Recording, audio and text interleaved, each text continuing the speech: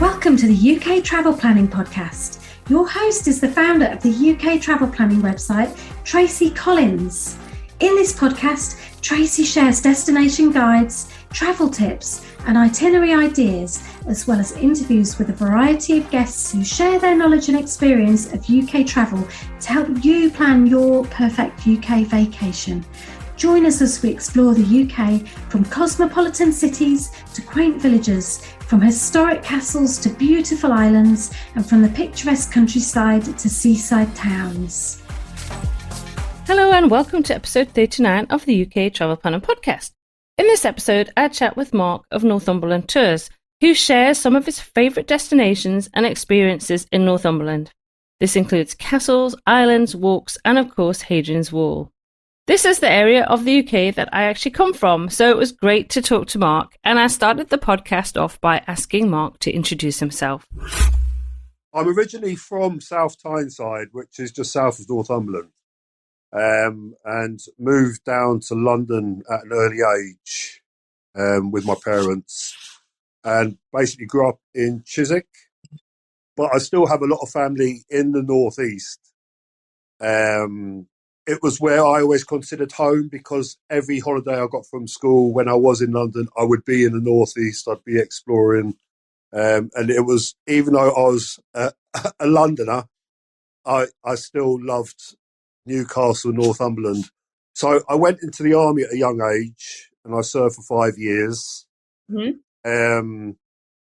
Came out and I became a driver trainer for UPS, basically teaching drivers how to drive, advanced driving, and how to do the job. I've done that for 16 years. And yep. London had changed a lot over the years, and I decided I'd come back to where I loved, and then I moved back to South Tyneside originally. And then I met my wife, a Northumberland girl, and lived here ever since and not looked back. But I wanted more of Northumberland, and I wanted to see, and you see so many snippets on TV and you read so much, and I knew some of the history because my granddad used to like tell stories, as granddads do. Yeah. My stepson's autistic, and I kind of look into ways to help him develop. I decided to start a small business working with young men with autism. Mm-hmm. Which is a challenging job, but it's very rewarding. But you do have to think outside the box. Yep. Basically, it was trying to find something to do different every day to keep them stimulated, to keep them involved, and help them develop. And basically, Northumberland opened the door for that. I mean, the places we go, the places we've seen, the things that most people generally don't know about, we've experienced together. Yep. We do kayaking, coast steering, and we it's like I say, we found parts of Northumberland that you wouldn't find in any books. You'd probably see on TV some of them because obviously it's quite a popular place for the TV. Yeah. And then I've done that for a lot of years now, and it's just, well, I think it's time to. I still am involved with young autistic men because I still have a passion for helping them develop and turn into productive young men. Yeah. But I want to share Northumberland, and it's just with the places we go, I'd like to share it with other people as well. Yeah. People who if you say Northumberland, they'll know Alnwick Castle because of Harry Potter or various TV programs. Yep. And it's just like, well, Northumberland's so much more than that, and it's a beautiful place to come to, and that's basically why I started doing the tours. Yeah, and here we are.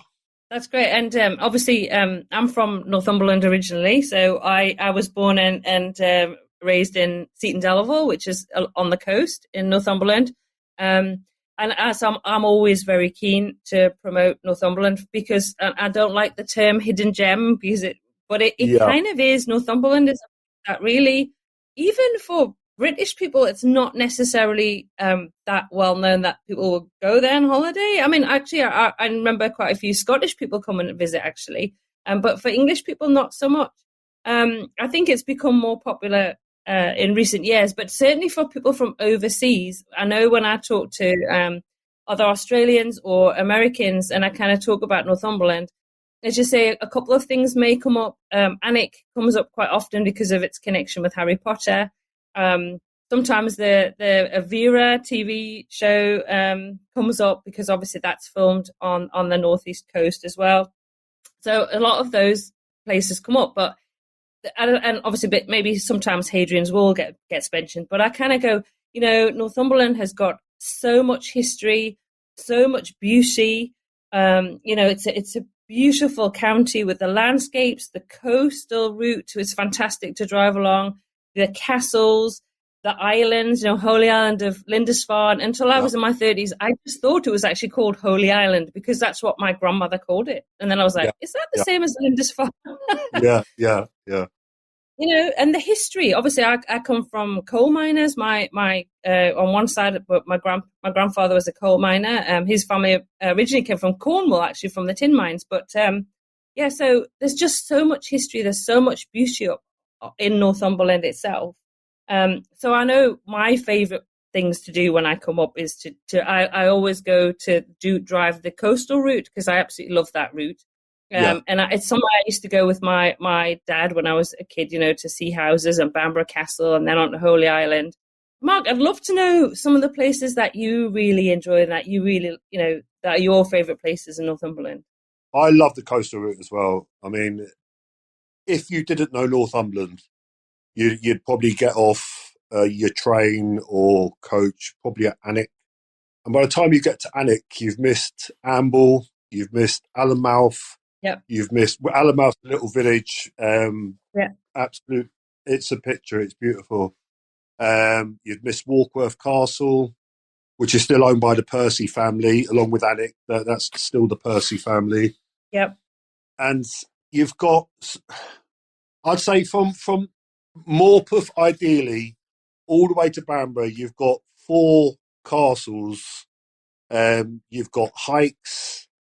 You've got Rumbling Kern. It's a little cove that not a lot of people know about. It's the Earl Grey. He owns Cragside. Yep. Cragside, 70,000 acres, first hydroelectric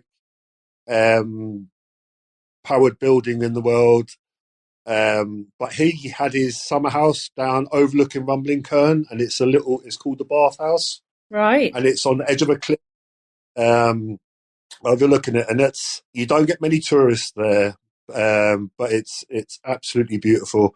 And from there, you can walk up to Craster and walk along to Dunstanburgh, which is probably about a 3-hour round trip.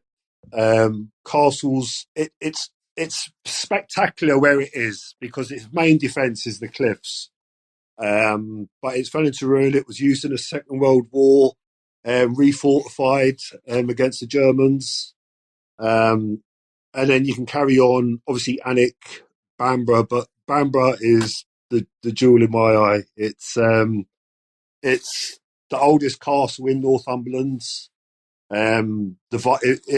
If you're standing at Bamburgh, you can see Holy Islands from the castle. It was originally called Bebbanburg.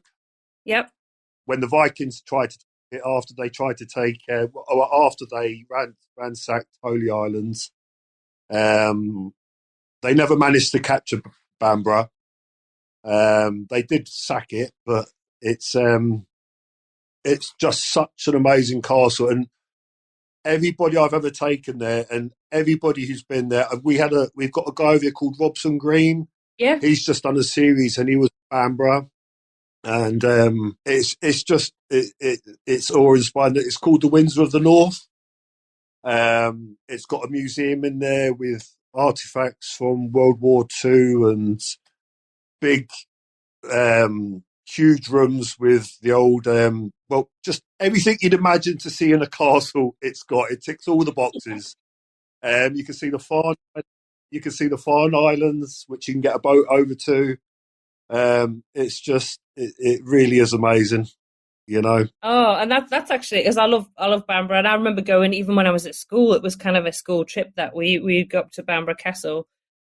One thing I haven't done is actually go out to the Farne Islands. I'd like to go and see the puffins and see the birds on the Farne Islands. That's something that has been kind of on my list for quite a while. Even when I was a child, it was something that, you know, you'd see the islands but never get to them. That was always the thing. But yeah, so that would be something. So have you taken the boat out there, Mark? Or Yeah, is it, I think it's one of the largest colonies of seabirds in Europe.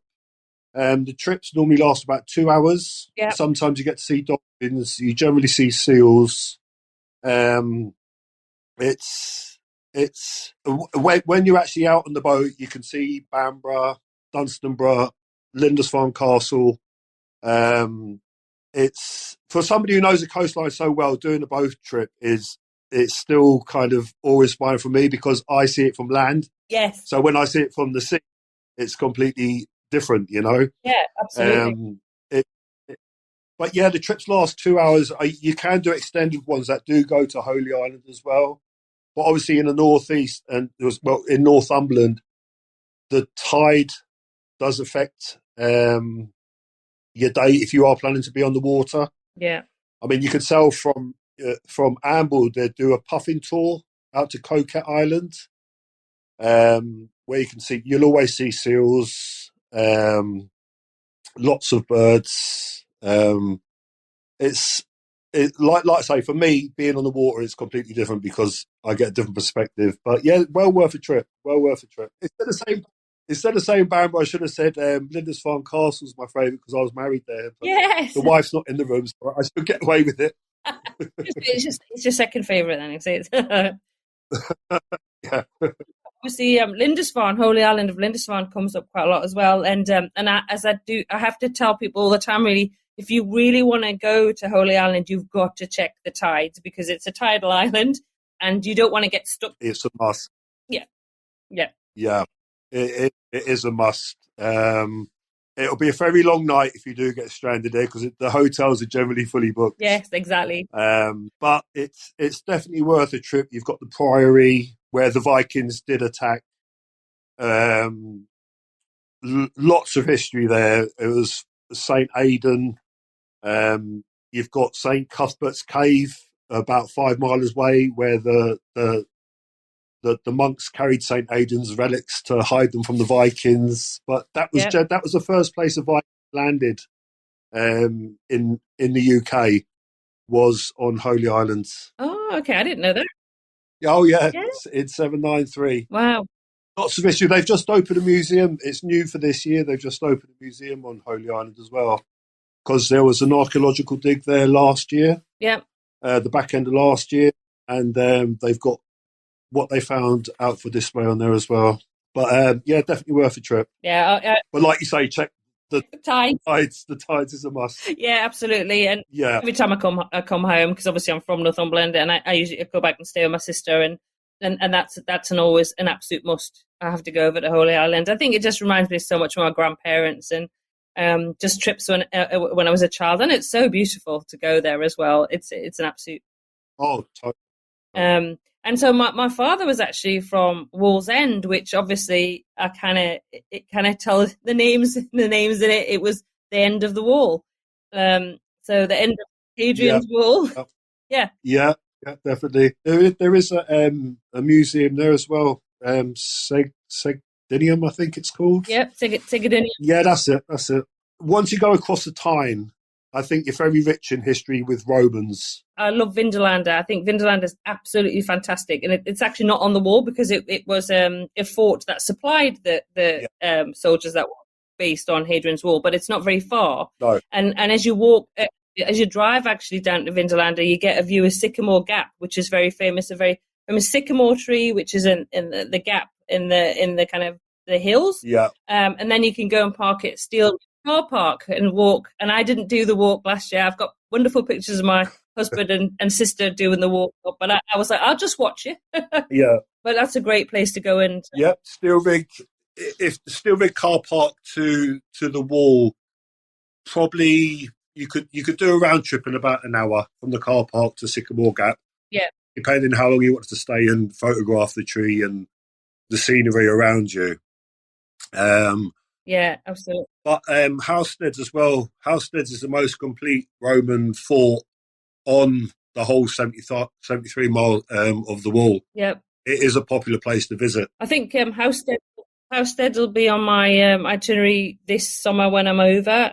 Last year I went to Vindolanda, which I absolutely loved, and actually took my sister there for the first time. And I think that's sometimes one of those things, isn't it? When you grow up in an area, you kind of take it all for granted. What blew me away about when I went to Vindolanda was just the amount of shoes. There's so many Yeah, shoes. yeah, it's well known. It's well known for its shoes. Yeah, it just hundreds and hundreds and hundreds of shoes. It was crazy. But fantastic. We had a really, really good day out there. So, if you want to do that kind of experience the wall, that's a great place to go and learn as well. Like the guide we had was so knowledgeable, and when we went into Vindolanda, so that was brilliant. Absolutely, really good. So obviously, I was kind of thinking about the most popular places because there's so much to do in Northumberland. Mm-hmm. So Yeah, I was kind of thinking that if you've got an interest in walks, yeah. what would you do? I'd say the walk from Cresta to Dunstable Castle is you park in Cresta, which is a little harbour, a little fishing harbour, Yep. and it's a 1.5 mile walk to Dunstable along the coastline, and then a walk around the castle. It's a beautiful walk. The castle's impressive, but it depends. I always say to people booking a tour, I have to ask the question, which I don't like asking, is, are you physically fit? Oh yeah. Because I can take you to. We have a number of waterfalls: Linhope Spout, Cramell Lynn. There are a lot, but they're in the Cheviots, which, Yeah. if you don't know, is like Cumberland's sort of like little mountain range. Yeah. And I can be very physical, and the weather can change at a click of the hand. Yeah. You know,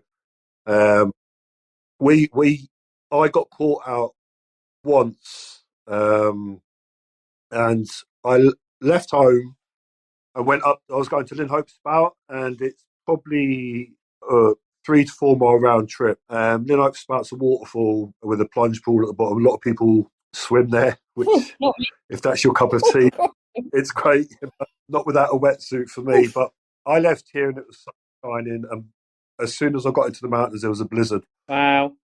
and it was an eye opener. It was an eye opener for me, and I know Northumberland really well. Yeah. But for walks, you can't beat it. You go through the Ingram Valley into the Breamish Valley. That's basically a big valley following the river, and then up to Linhope Spout. It's amazing. So lots of walks, lots of different things, but everything dependent on your capabilities, really. Walks along the coast. You've got, if you're more experienced hiker, there's certainly some brilliant and very famous. I mean, the hike in the Northumberland coastal route is quite a famous walk that you can do. And obviously, so walkers got loads of things to do. If you're interested in history, we've already kind of mentioned it, but Northumberland's got more castles than any other county in England. I think Bamborough's over 9 square acres, and the walk around the castle is they were doing an archaeological dig there not last year, the year before, and where the sand dunes are now, they discovered loads. It used to be a burial site for the castle. Oh wow! But that's a good there because you can do Embleton Beach all the way up. You can walk castle to castle with Dunstanburgh to Bamburgh. It's yeah. It's like I say, it really does depend on your fitness. Yeah, absolutely. And if you want to drive, obviously you can book with yourself, Mark, and do a tour. If somebody wants to book a tour with you, Mark, how does that look? How do you kind of talk to them and then design it around what their interests are? The best way to do it would be to have a rough idea of what you wanted to do. Yeah. If you wanted castles, if you wanted walks, or if you wanted both, or if you wanted Hadrian's Wall, or just a slice of everything, let me know. I'll have a look at it. I'll work it out, and then I'll get back in touch with you, and you tell me if that's what you want. But everything is, as long as we can fit it in a day, we can do it. Yeah. But if we can't, obviously, I'll be very clear that, well, no, that's not going to work. Yeah, and I think that's good because you have to be realistic because it's a huge county and there's so much to do, and you really have to kind of pick what you're interested in. So that's absolutely true. So obviously, if people go out on a tour with you, it's great because they can sit back and enjoy the scenery because you're doing the drive and taking them around. So, is there specific places that you prefer to pick people up at? Is it the train stations? I guess that would be more common coming in at train stations. I think if you wanted to do the coastal route, the best option is Morpeth train station, because basically it's a lovely little town, and it's a good place to start because the next stop would be Alnwick, on the railway, and by the time you've done that, you've missed Amble, you've missed Warkworth Castle. So if you want to do the coastal route, I would say Morpeth. If you wanted to do Hadrian's Wall, depending how you want to do it, because in Newcastle we have a museum called the Hancock, and they have some of the best collections of Roman artifacts in the country. So if that was your interest, I would start there. But if you wanted to get straight to the wall, as the one on Hadrian's Wall we've just organised, we're starting from Hexham, which is basically 10 minutes from the wall. So it's Hexham straight on site, really. So basically Morpeth Central Station or Hexham, if you want to do the wall, would be ideal. Good. And so if people want to book a tour with you, Marc, how do they? I mean, obviously, I'll put links to your Facebook group in the show notes at the end anyway, so people will be able to, but it's just worth kind of also just sort of going through how people can get in touch with you. Facebook is ideal. Email, my phone number is on there, but I wouldn't bring that internationally, so probably Facebook.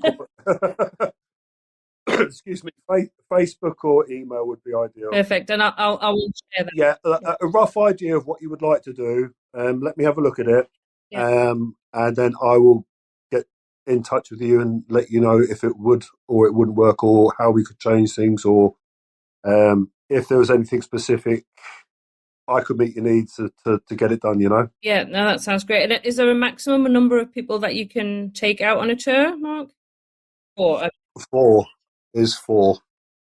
Yeah. I'll be putting all information everything we talked about will go in the show notes for today's episode. So we'll make sure that we'll have, links to your Facebook page and your email, Marc, so people can do that. There's one question I always ask, and this is a funny one actually for me talking about Northumberland. Question I always ask at the end of every episode. Okay. And it's what would be the one tip you would give to anybody planning a trip to Northumberland for the first time? Bring waterproofs and some walking boots. Yeah, that's true. That's true. Pack your shorts and t-shirt, but make sure you've got waterproofs in your bag. I have to say, I do. I love Northumberland. I love the Northeast, but I really don't miss the weather, I have to say. It's quite windy, but yeah.